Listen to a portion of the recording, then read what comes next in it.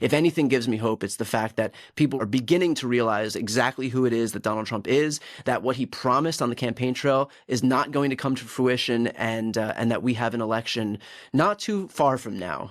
I know it may feel like a million miles away, but not too far from now, where we're going to actually be able to hold him to account for what he's done.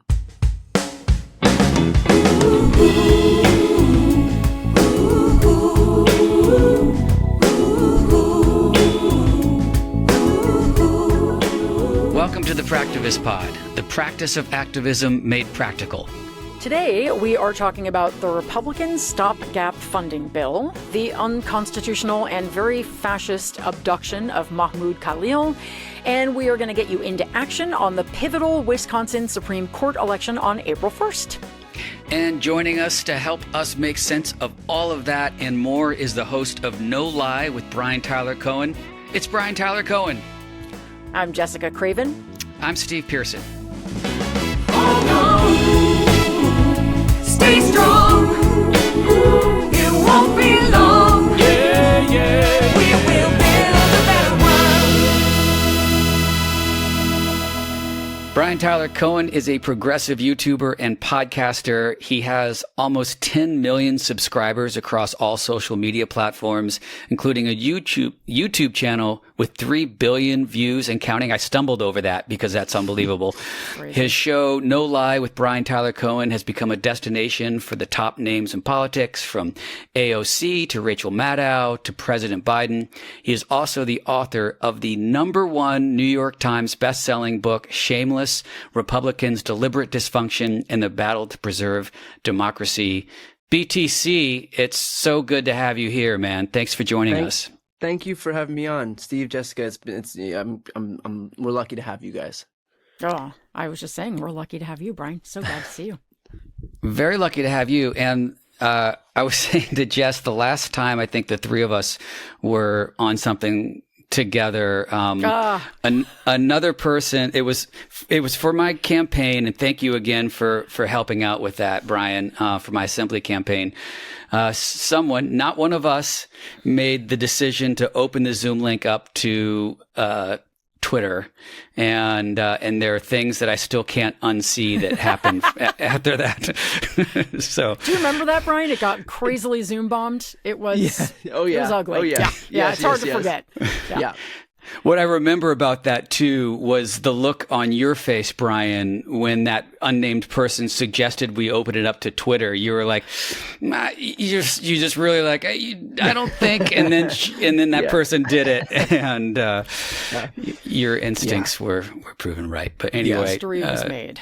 The general rule of thumb is to avoid the internet if you can, but yeah. And here we are.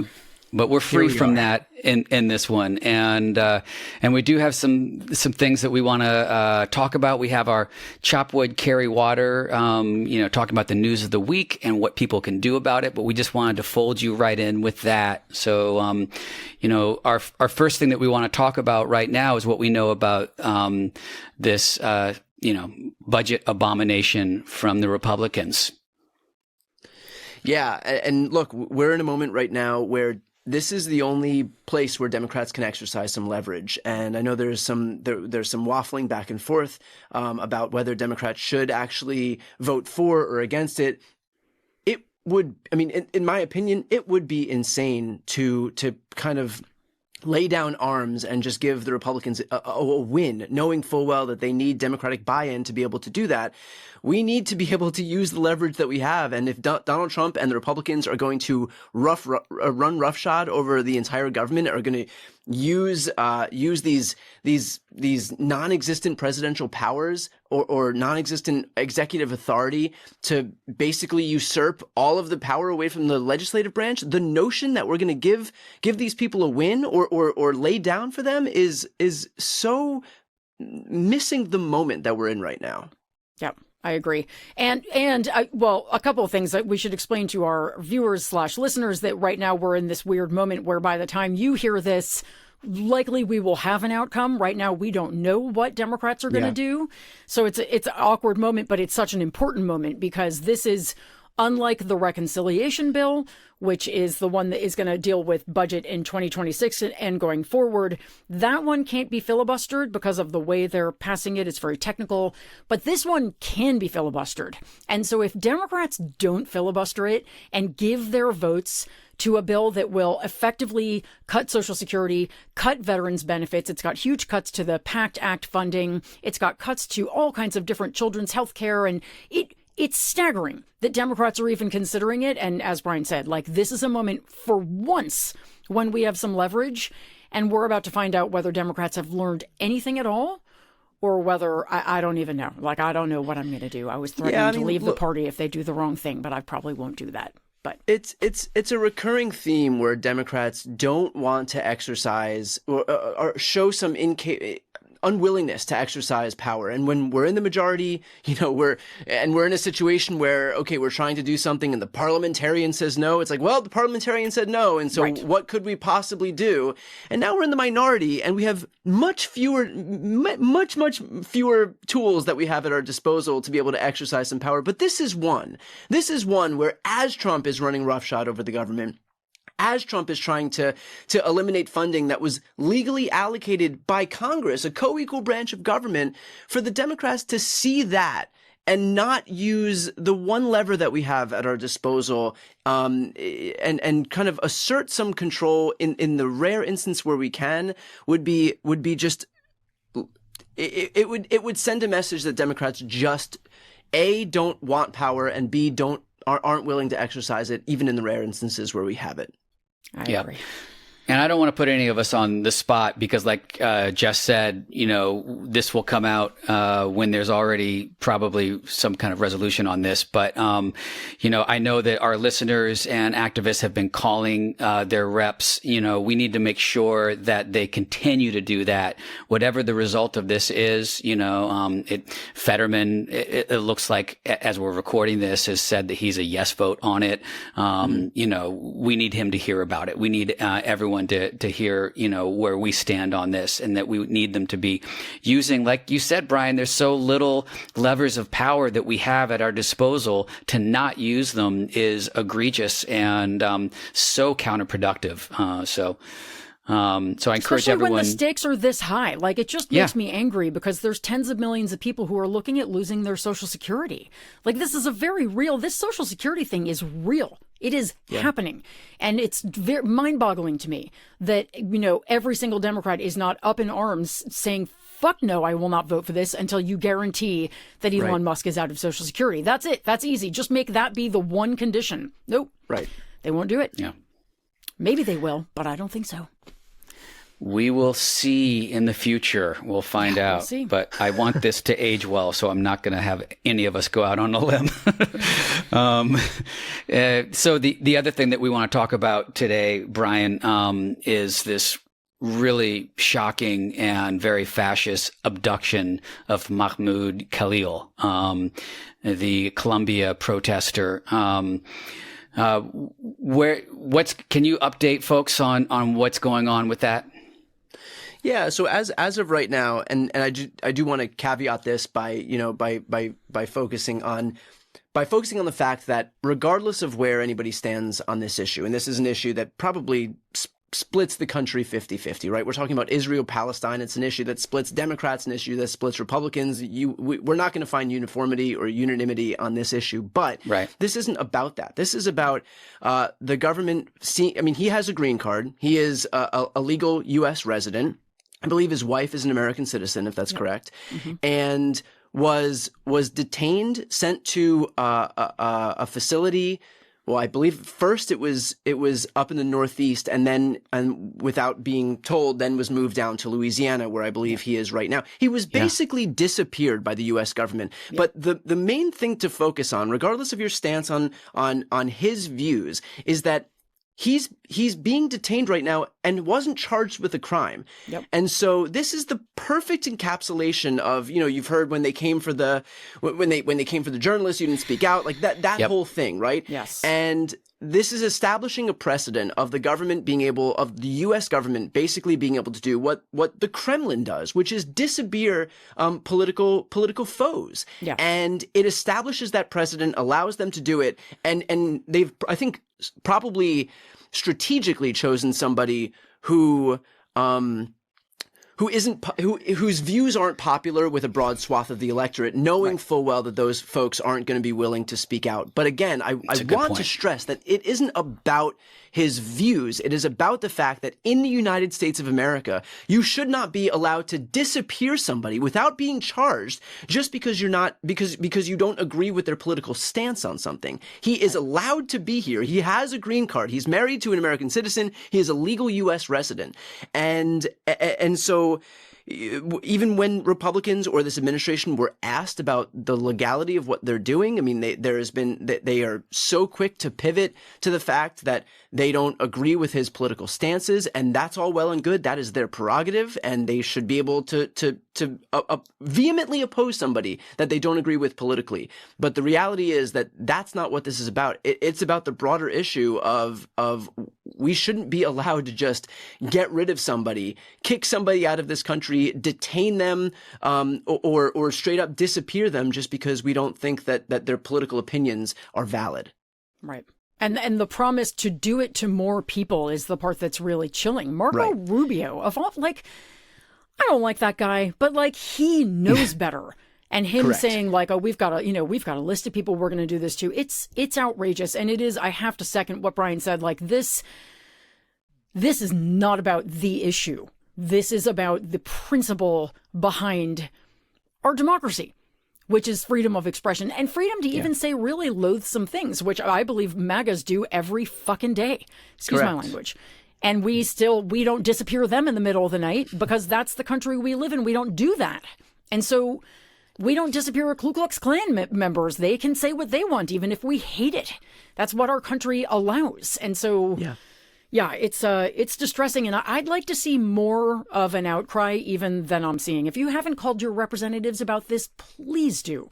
Because if they feel like we accept this, more to come. And, anyone sitting in this podcast right now is could be one of us. It could be anybody eventually. So it's true. It's a great point. I mean, what they're doing right now is testing the fence to see where it's weakest. And if they see that there's not enough of an outcry, if for no other reason than the fact that folks aren't willing to go out on a limb and defend somebody whose political views they may view as reprehensible, right. then that shows this administration that, okay, this is something that's not going to be disqualifying for us moving forward. Right.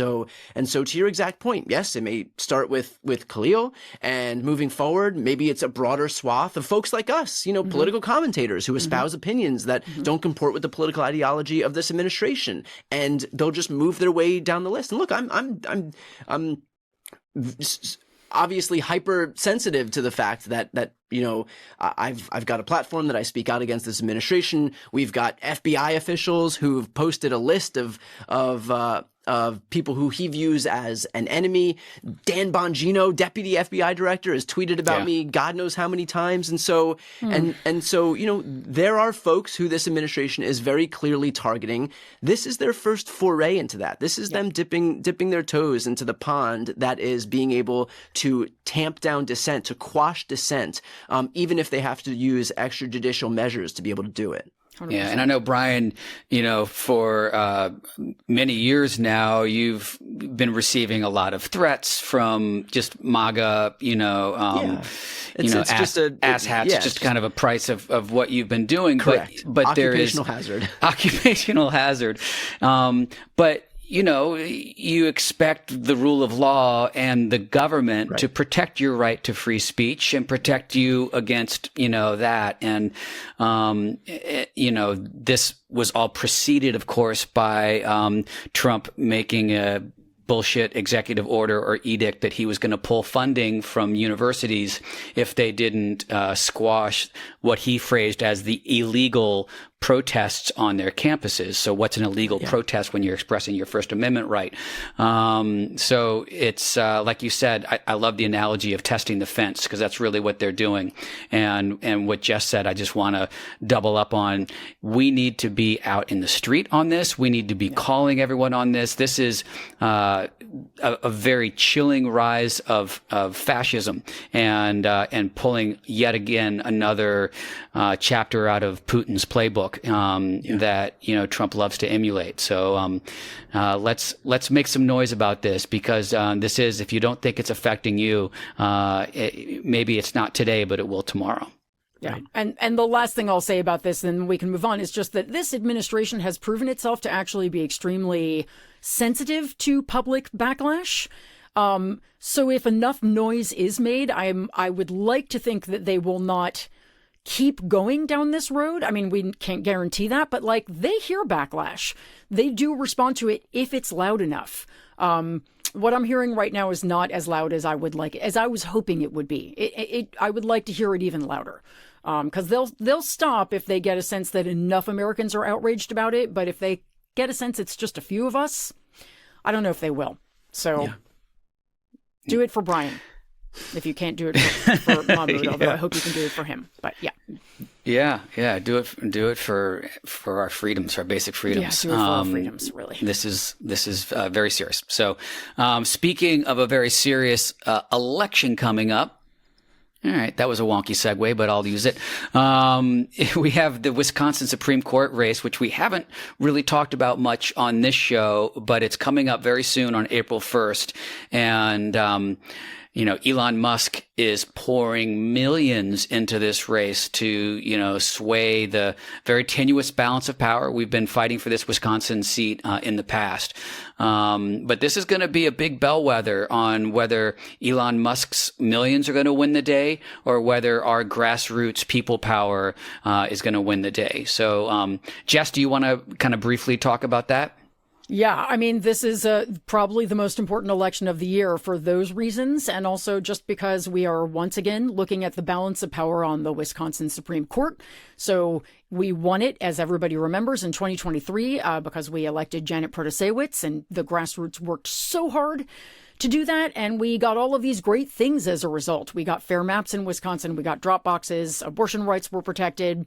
And unfortunately, now that balance of power is in question again, because another justice is, I think, retiring. So we are electing a new person. We have Susan Crawford, who is our great candidate. This is technically a nonpartisan race, so there will not be parties next to the candidates' names on the ballot. But she's pro-choice and very fair, excellent judge, very experienced judge, works outside of Madison.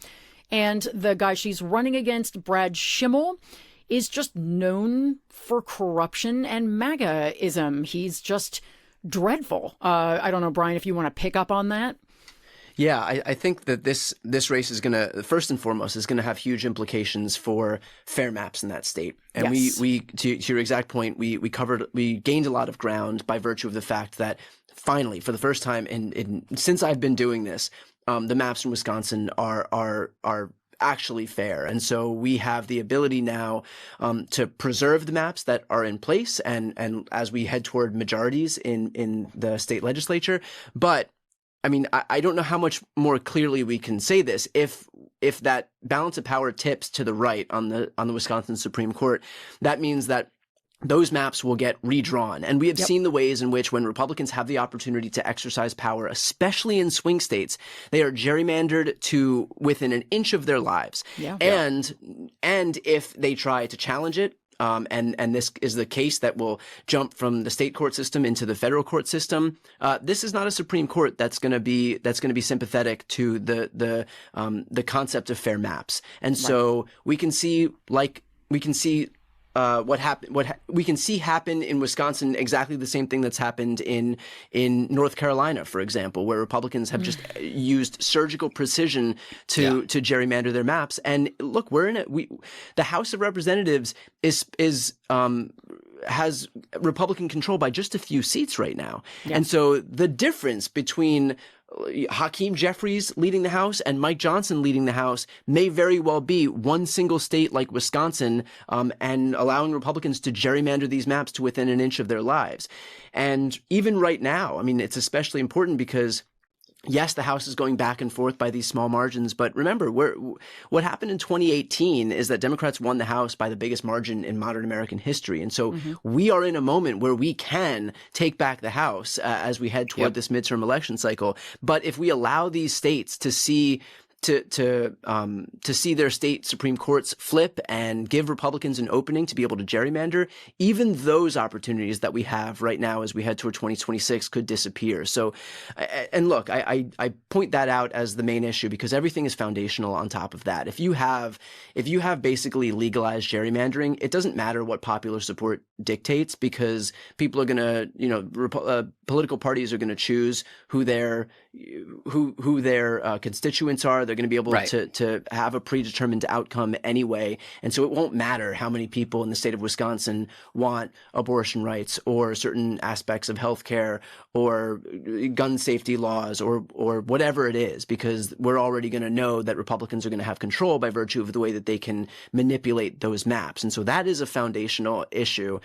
If nothing else, even if you're a Republican, even if you're an independent, if you're looking at these maps and not recognizing that the very concept of democracy is at stake, then that should be the number one issue moving forward. All of that, and also Elon Musk so far has poured $6 million. This is according to Ben Wickler, over $6 million into this race. The Uline guy is also pouring in a lot.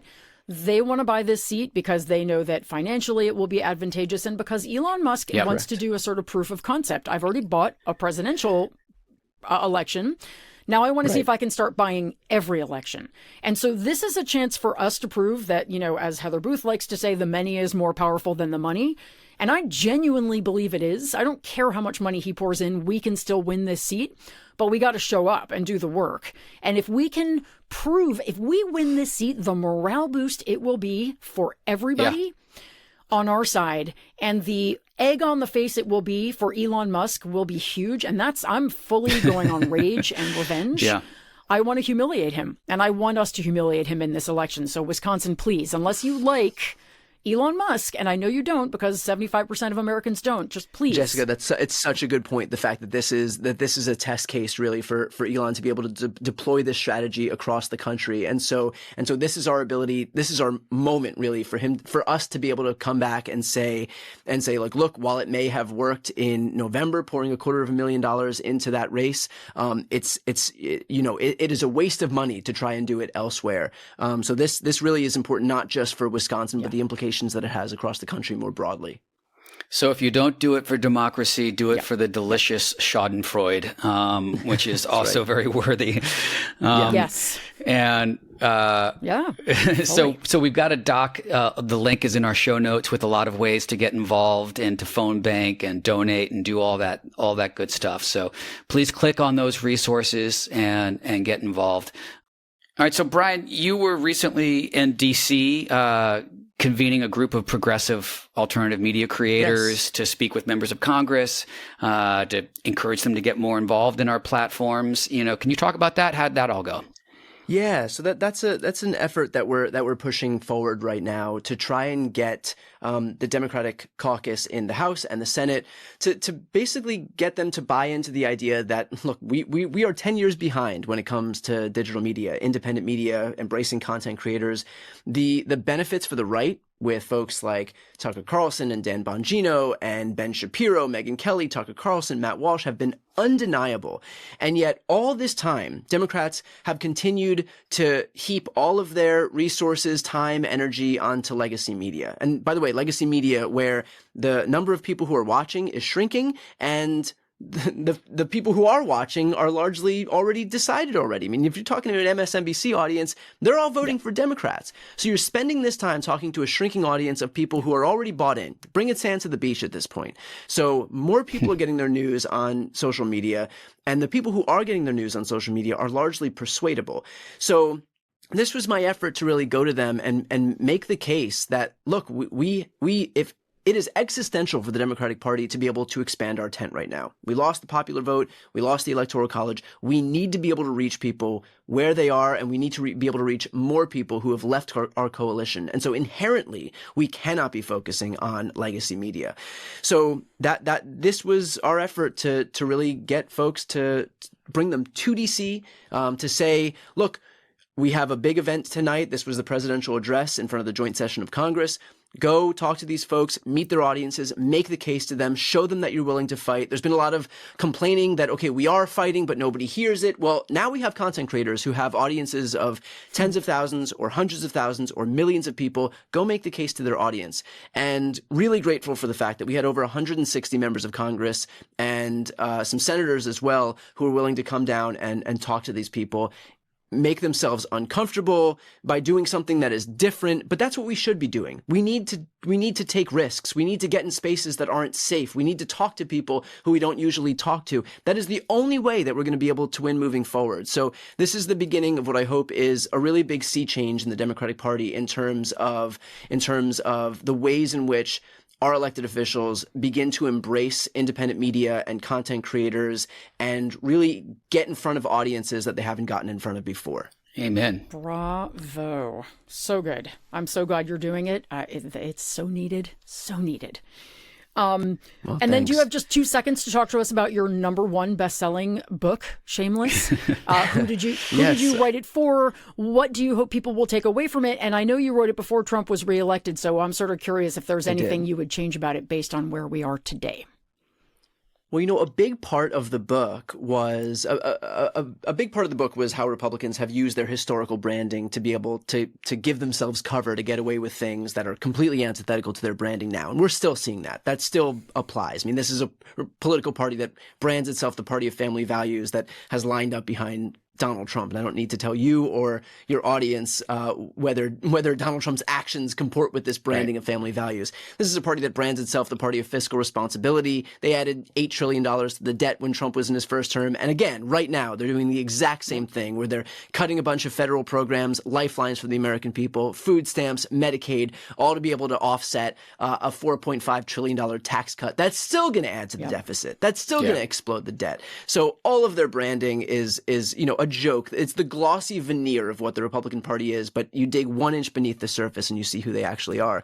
But more broadly, the book was an appeal for the Democratic Party to focus on independent media and our content creators and to show the asymmetric advantage that Republicans gain by virtue of the fact that we don't. And that has never been more apparent than it is right now. This election was a referendum on the fact. I mean, the election's been called the podcast election. And so if anything really drives home the point that Republicans have garnered this massive advantage by virtue of our inability to recognize the reality of this media environment, I don't know what will. And so all of that still, I'm glad to say it holds up. I'm also sad to say that it holds up. So, I mean, from the book's perspective, yes, it was prescient, but from a democracy standpoint, it proves out the thesis, which is that we really do need to focus on where people are. And again, to the point that we were just speaking about before, I'm glad that the Democrats finally recognize that there is a problem, albeit too late, but they recognize that there's a problem and are moving to kind of rectify it. Thanks for doing all that.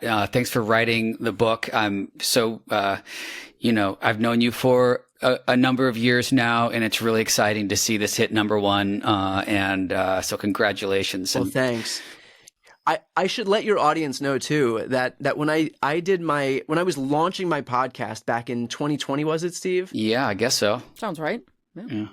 And we my first interview was thanks to you. It was in your studio. I didn't know what the hell I was doing, and we did our first interview with your help. So when I started my podcast, my interview series, that was a big thanks to the help that you gave me. It's very kind of you to say that. I was a guy with a studio who was, able to do that. And, obviously you came into it with everything that you have, plus the incredible audience. And it's been awesome to see it grow to ridiculous numbers that I can't even comprehend. So, thanks. Thank you for doing all that. Really quick, before we let you go, what's giving you hope? What's giving me hope right now is a little bit of what I said before, and that is that the Republicans have decided that the hill they want to die on right now is the fact that they want to strip healthcare away from Americans. And we've been here before. We saw in 2017 when Republicans had majorities in the House and the Senate and the White House, which may sound familiar to everybody, they decided to go after the ACA. And this was in a moment where we had no political power to be able to exercise other than just mass mobilization of Americans. And they started showing up at these Republican town halls. Again, does that sound familiar? And Americans rose up because despite Republicans' best efforts to quell dissent, to quash dissent, and what followed in 2018, in November of 2018, was Democrats winning the House by the biggest margin in modern American history. And so as much as I fear the attacks, the damage that Trump and Republicans can do to the core tenets of our democracy and our government's infrastructure, I do still hold out hope that what we're going to see in 2026 is a major uprising against this administration that,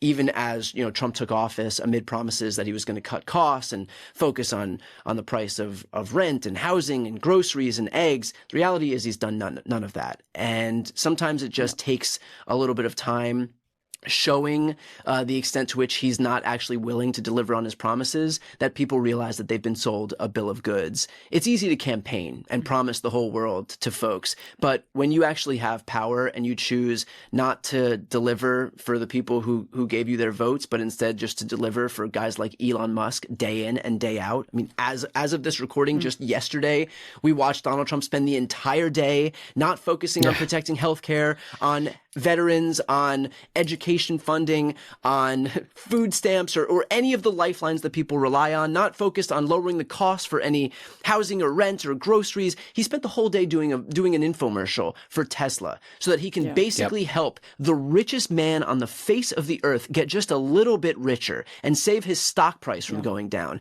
That is his priority. So don't listen to what this guy says. Watch what he does. And people are wising up to that. We are trying to flood the zone as much as we can, and I think people are recognizing exactly what's happening. So if anything gives me hope, it's the fact that people are beginning to realize exactly who it is that Donald Trump is, that what he promised on the campaign trail is not going to come to fruition, and that we have an election not too far from now. I know it may feel like a million miles away, but not too far from now where we're going to actually be able to hold him to account for what he's done. Yeah. Well said. You're here. Well said. Hear, hear. Brian Tyler Cohen, my friend, thank you so much for joining us. It's always great to hear from you. Thank you. Thanks, Steve. Thanks, Jessica. I appreciate the work that you guys are doing. Thanks, Brian. You too.